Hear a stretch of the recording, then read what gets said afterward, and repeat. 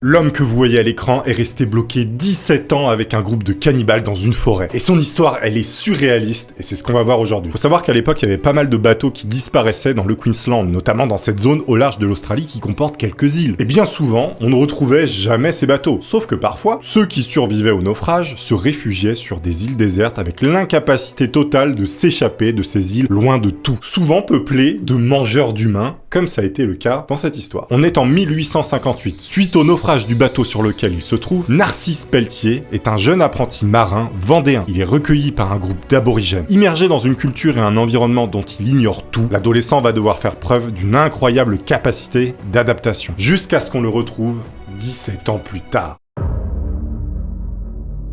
Alphonse Narcisse Pelletier, appelé Narcisse Pelletier, né le 1er janvier 1844 à Saint-Gilles-Croix-de-Vie, au sein d'une famille modeste. Son père, Martin Pelletier, lui, il est cordonnier et maître bottier. Quant à sa mère, Alphonsine Babin, elle est mère au foyer et issue d'une famille de marins. Le daron est maître bottier. C'est stylé. C'est un petit peu le Obi-Wan Kenobi de la botte, ou plutôt le maître Windu de la chose. Mais bref. Alors, le truc qui est plutôt drôle, c'est que moi, j'allais personnellement à Saint-Gilles-Croix-de-Vie en vacances. Comme quoi, le monde est petit, et on va voir que le type est aussi allé à Saint-Nazaire, là où j'ai travaillé. Donc en fait, cette histoire, elle a une vraie connexion avec moi parce que j'ai même travaillé aux mêmes endroits que ce type. Donc Narcisse, lui, en fait, c'est l'aîné d'une fratrie de 4 garçons. Il est destiné à reprendre la cordonnerie de son père. Puisque c'est l'aîné, et en fait, à l'époque, l'aîné, il reprenait l'affaire familiale, sachant que le père était le Obi-Wan Kenobi de la chose. Maître bottier, oui, j'adore ce taf. À la base, le mec avait pour objectif de vie non choisi de cirer des pompes et coller des semelles. Donc évidemment, lui, il ne souhaite pas ça, il veut pas être cordonnier. Lui, il veut être marin, il veut partir à l'aventure et découvrir le monde. Alors dès qu'il en a l'occasion, avec son petit frère Élie, il va faire l'école buissonnière, ce qui d'ailleurs va lui valoir d'être exclu de l'école en 1854. Et quand il fait l'école buissonnière, qu'est-ce qu'il fait? Eh bien, il va au port de Saint-Gilles-Croix-de-Vie pour faire du bateau. C'est là, sur le navire de son grand-père, et sur le bateau qui se nomme le jeune Narcisse, voilà, en l'honneur de son petit-fils, le grand-père a appelé son bateau comme ça, eh bien qu'il apprend les rudiments de la navigation. Entre 1852 et 1855, Narcisse navigue ainsi aux côtés de son grand-père. D'abord sur le bateau le jeune Narcisse, et ensuite il passe sur un bateau qui s'appelle le Furet. 1856, Narcisse, il va fuir la maison familiale de Saint-Gilles-Croix-de-Vie et il prend la route des Sables d'Olonne. Seul, à 12 ans seulement, il se fait alors embaucher comme mousse sur le Génie. C'est un bateau qui est dédié à la pêche sur les côtes. Il navigue 5 mois durant sous les ordres du capitaine Brémaud. Narcisse, il va ensuite rejoindre Bordeaux et s'engage sur la Reine des Mers, c'est le nom du bateau. La Reine des Mers. 1857, à bord de ce navire, il découvre les régions de la mer Baltique et notamment la ville de Trieste en Italie ou encore l'Albanie. Son rôle de mousse est alors celui de marin à tout faire. Il doit nettoyer le navire, entretenir les voiles et l'équipement, éplucher les pommes de terre et préparer la nourriture. En somme, tout le boulot de merde, on peut le dire. Ah oui, la vie de mousse sur un bateau, c'était pas fun. Bon, à noter aussi que la maltraitance des jeunes mousses, elle est plutôt fréquente à l'époque et à bord des bateaux. En fait, ils sont les larbins des capitaines et il n'est pas rare que le mousse se fasse frapper et bien d'autres choses un peu plus glauques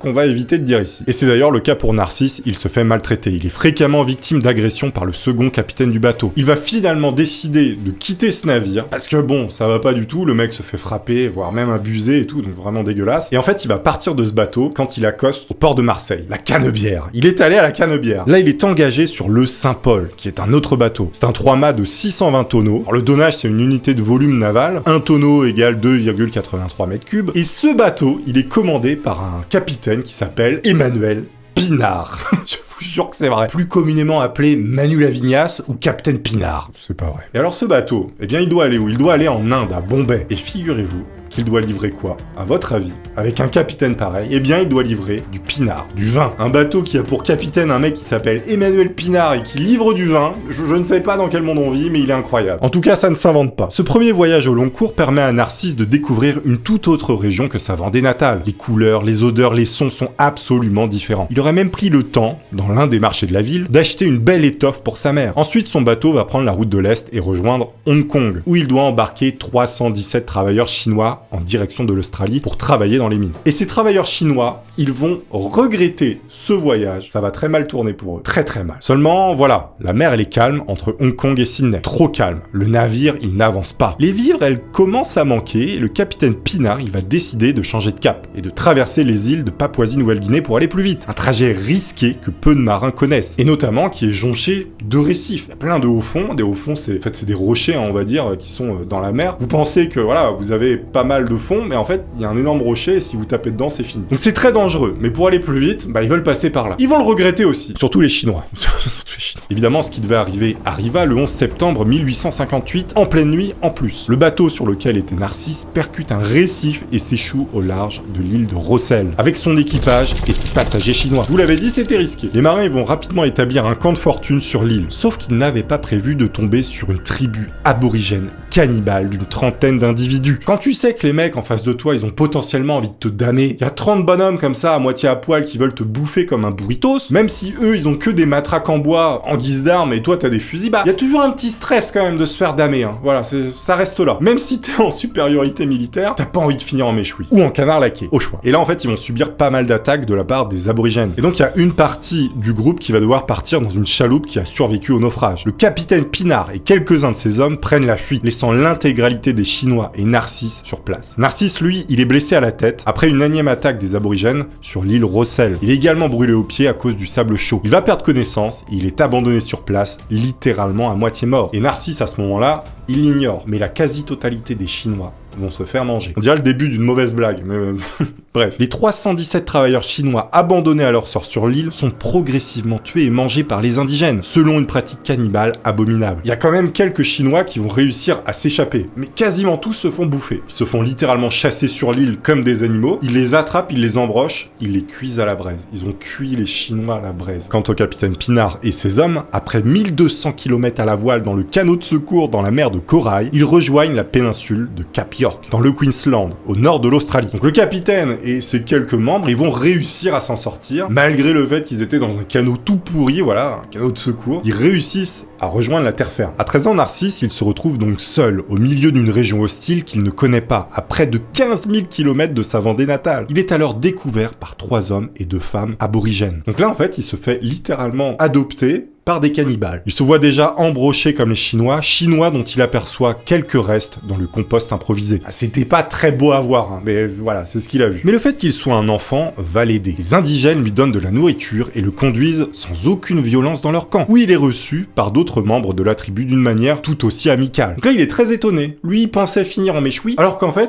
on le nourrit. Il pense peut-être qu'on veut l'engraisser pour après le bouffer, mais au moins il a envie. Il est finalement accueilli et accepté par la tribu cannibale des Wantala, où il était adopté par un homme qui s'appelle Mademan. Il reçoit d'ailleurs un nouveau nom qui va remplacer celui de Narcisse, et il va s'appeler Amglo. Il fait maintenant partie des leurs, et il va d'ailleurs faire tous les rites que eux font. On va également pratiquer sur lui la scarification, qui est un truc endémique à ce peuple. Voilà, il se scarifie un petit peu comme des tatouages, mais version on te tranche la peau. Et durant 17 ans, Narcisse va vivre comme cette tribu aborigène. Il prend part à toutes les activités de la tribu, apprend leur langage et leurs coutumes, et semble même avoir été initié à certains rites religieux. Proche de son cousin adoptif, Sassi, donc un aborigène, qui a le même âge que lui, il s'intègre pleinement chez les Wantala. Il en oublie même quasiment sa langue maternelle et tout ce qu'il avait appris chez ses parents. Et comme tous les membres de sa famille adoptive, on va percer son oreille droite et on va en fait enlever la chair. Voilà, c'est un signe, là on peut voir justement sur cette photo, le fait qu'il se soit fait enlever de la chair, c'est un signe commun dans cette tribu. Et parfois il y place d'ailleurs une sorte de coquillage de couleur blanc. Faut savoir que quand des navires européens s'approchaient des côtes, les aborigènes cachaient Narcisse. Ils avaient extrêmement peur qu'on leur vole parce que eux l'avaient adopté, ils voulaient plus qu'il parte. Le mec s'est fait adopter par des cannibales et les mecs veulent plus le lâcher, voilà bon. Jusqu'au jour du 11 avril 1875, où le navire anglais John Bell accoste sur les îles. Et là, le petit groupe de marins, il est sans voix. Ils ont devant eux un homme blanc caucasien, complètement nu, au milieu d'un groupe d'aborigènes, qu'ils décrivent comme étant des sauvages. Voilà, c'est ce qu'on disait à l'époque. Donc là, ils voient un mec, un Vendéen, le chibre à l'air comme ça, avec une lance dans les mains, les oreilles percées à moitié arrachées. Ils se disent, mais c'est quoi ce délire? Qu'est-ce qu'il fout là, quoi? À la base, le mec était au Sable d'Olonne, voilà, en train de siroter, enfin, faire je sais pas quoi. Il est pas censé être à poil dans la forêt, le mec. L'équipage, il va rapporter immédiatement sa découverte inattendue au capitaine du John Bell. Et là, ils vont décider, en fait, que ce naufragé, donc Narcisse, il doit être secouru. Ils peuvent pas le laisser là. Alors que Narcisse, en fait, c'était sa vie là-bas. Enfin, c'était devenu sa vie. Ils vont d'ailleurs retourner sur la petite île dès le lendemain pour aller chercher Narcisse. Sauf que la tribu n'a aucunement envie de voir Narcisse partir. Et Narcisse lui-même ne veut pas partir. Il est désormais habitué à vivre là. Ils vont donc ruser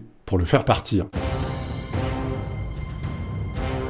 Narcisse, il va être incité à monter à bord de l'un des canots du navire, juste pour discuter. Et là, on va lui donner un biscuit et à manger, et on lui demande de rester assis. À ce moment précis, certains Anglais vont se mettre à pointer leurs fusils vers la tribu pour les inciter à reculer et à partir. Sauf que, la tribu, elle était pas du tout d'accord avec ça, et même Narcisse essaye de quitter le bateau des Anglais parce qu'il veut retourner avec sa tribu. Sauf qu'il a très peur, oui, il a peur aussi de se faire tirer dessus, parce que les mecs sont un peu fêlés et ils tirent sur tout ce qui bouge. Et à ce moment-là, en fait, Narcisse, il finit par se faire embarquer par ces Anglais qui étaient venus le chercher, alors que ça faisait 17 ans qu'il était avec les cannibales. Et il se fait embarquer dans ce bateau qui repart vers l'Europe. Au départ, il va être emmené à Somerset, qui est la capitale du Queensland britannique, et il va écrire une lettre à ses parents qui le croient mort depuis 17 ans. Vous imaginez le délire. Et en fait, cette lettre, elle dit ça. Papa, maman, je ne suis pas mort, je suis vivant. Les sauvages m'ont donné à boire et à manger, ils ne m'ont pas tué. Ensuite, il va être amené à Sydney à bord d'un bateau à vapeur. John Otley, qui est lieutenant du régiment Royal Engineers, qui a fait une partie de ses études en France, le prend sous sa protection. À Sydney, Narcisse, il est remis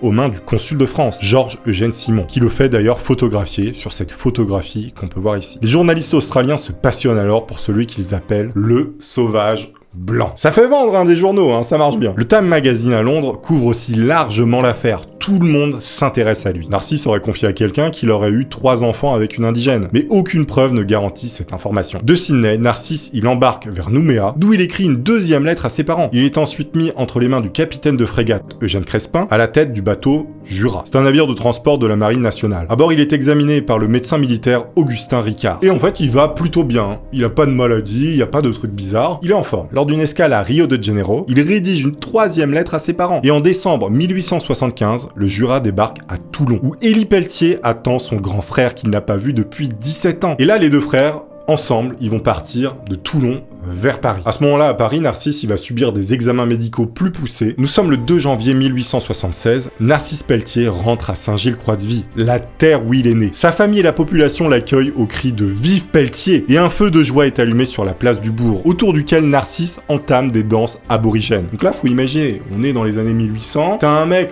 qui a des scarifications, les oreilles complètement arrachées, cannibal style, il se met à danser autour du feu, à Saint-Gilles-Croix-de-Vie. Il doit rien comprendre, il se demande, mais c'est qui ce mec? Le lendemain, il y a même une messe qui est dite en son honneur par le même curé qu'il avait baptisé quand il était tout petit. Il y a même un médecin nantais qui s'appelle Constant Merlan qui va recueillir le témoignage de Narcisse. Il va en écrire un ouvrage. Titre de l'ouvrage de ce cher médecin nantais, ville où je suis né, Narcisse Pelletier, 17 ans chez les sauvages. Alors ça, en 2023, c'est prison. Ça ne passe plus, c'est fini. Mais c'était une autre époque. J'avoue que l'adjectif, il est sacrément péjoratif, mais voilà, il parlait comme ça avant. Narcisse, il va refuser catégoriquement la proposition qu'il reçoit de tourner dans un cirque itinérant, sous le nom de l'énorme géant anglo-australien. On lui a proposé de bosser dans une espèce de freak show pour, montrer, c'était une sorte de bestiole, une espèce de mix entre un cannibale et un caucasien, un truc qui n'a pas de sens. C'était une ancienne époque encore. En août 1876, Narcisse, il obtient un emploi comme gardien de phare, au phare de l'Aiguillon, à Saint-Nazaire. Fin 1877, il est promu gardien des signaux du port de Saint-Nazaire, puis, dans ses dernières années, il est employé dans les bureaux du port. Figurez-vous que moi-même, tout nu,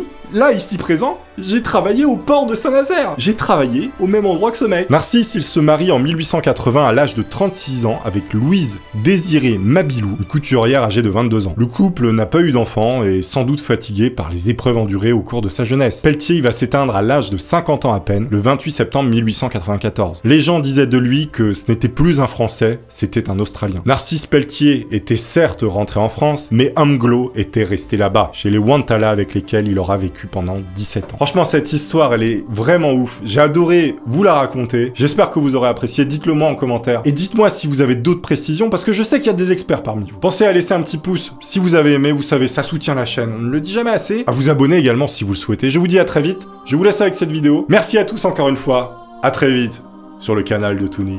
Au revoir.